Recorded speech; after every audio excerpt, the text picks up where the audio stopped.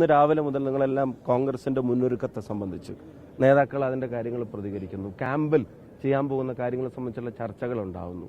അപ്പം ഞങ്ങൾ ഒരു അഗ്രസീവ് മോഡിൽ ഞങ്ങൾ ആദ്യത്തെ ചുവടുകൾ ഞങ്ങൾ വളരെ സ്ട്രോങ് ആയിട്ട് വെക്കുമ്പോൾ ഈ അസ്വസ്ഥത നേരെ ചെന്ന് തട്ടുന്നത് അവിടെയാണ്. അപ്പം അതിനൊരു ഡീവിയേഷൻ വേണം.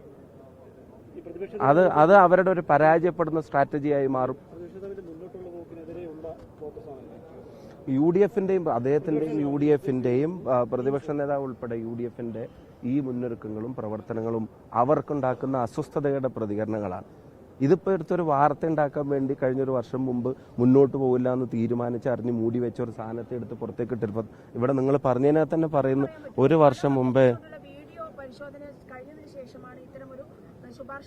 അല്ല, ഇതൊക്കെ അറിഞ്ഞിട്ട് തന്നെയാണല്ലോ അന്വേഷണം നടത്തിയത്. 5 കൊല്ലം അധികാരത്തിലിരിക്കുന്ന കേരളത്തിന്റെ മുഖ്യമന്ത്രി, ആഭ്യന്തര വകുപ്പ് മന്ത്രി ഞങ്ങളായിരുന്നില്ലല്ലോ, കോൺഗ്രസ് ആയിരുന്നില്ലല്ലോ.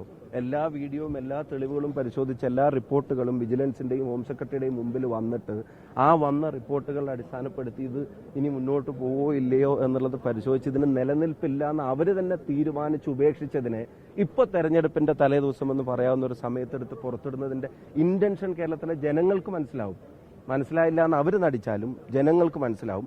ജനങ്ങൾ ഇതിനെതിരെ കൂടെ പ്രതികരിക്കുന്ന ഒരു തെരഞ്ഞെടുപ്പായിരിക്കും അടുത്ത തെരഞ്ഞെടുപ്പ്.